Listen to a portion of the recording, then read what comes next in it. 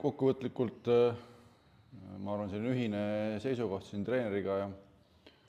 et sellise numbrilise, mis me soovisime tõsta võiduprotsenti, me saavutasime, teenida rohkem võite, me saavutasime, ja parandasime tunduvalt ka kohta, et põhiturniiri 10. koht võrreldes eelmise hooaja vist 14-ndaga, et kindel edasiminek. Ja sellise ääremärkusena, et on ta siis kaugel või lähedal või utoopiline, aga võib-olla siin ka natuke parema õnne korral. Ega see play-offi koht nüüd ka nii kaugele ikkagi kokkuvõttes ei jäänud. Aga see selleks, et kindlasti seal oli nii objektiivsed kui mingid asjaolusid, et võib-olla selline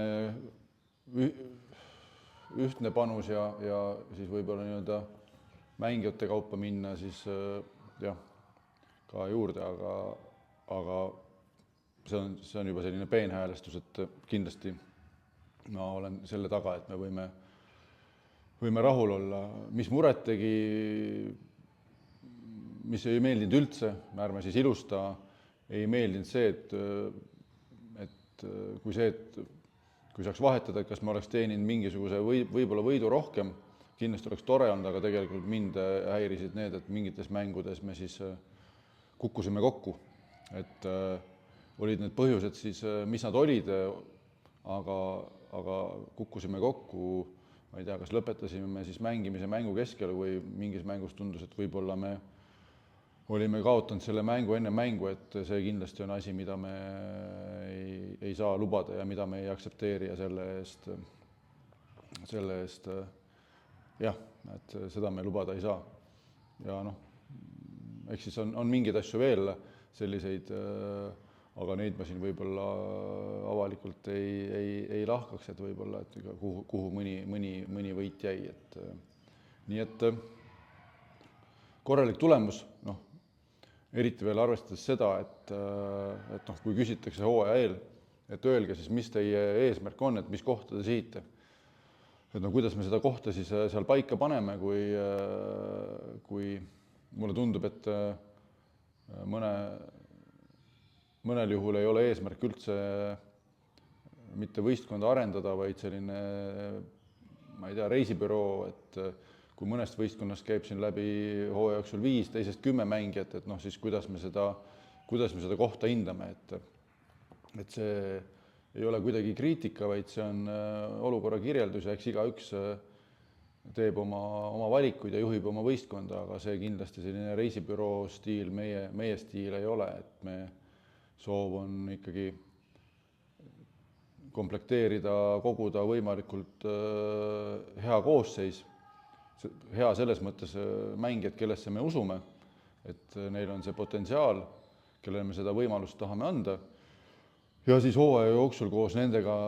minna paremaks. Kindlasti tuleb seal tagasilööke, kindlasti tuleb seal mingeid perioode, mis on raskemad, aga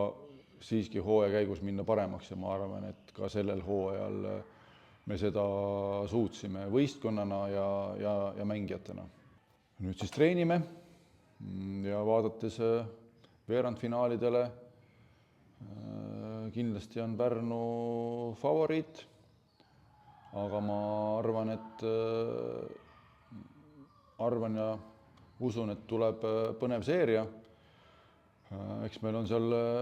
omad ambitsioonid on suured,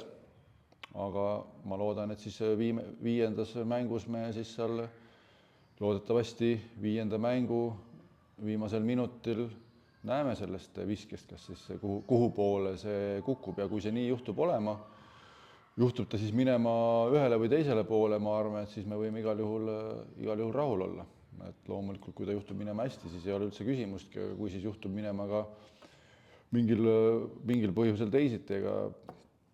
siis lihtsalt on nii, et aga jah, selleks tuleb kindlasti meil siin kõvasti valmistuda, valmis olla ja siis juba näeme, nii et ootame kõiki saali, et rõhutakse selle ära, et väga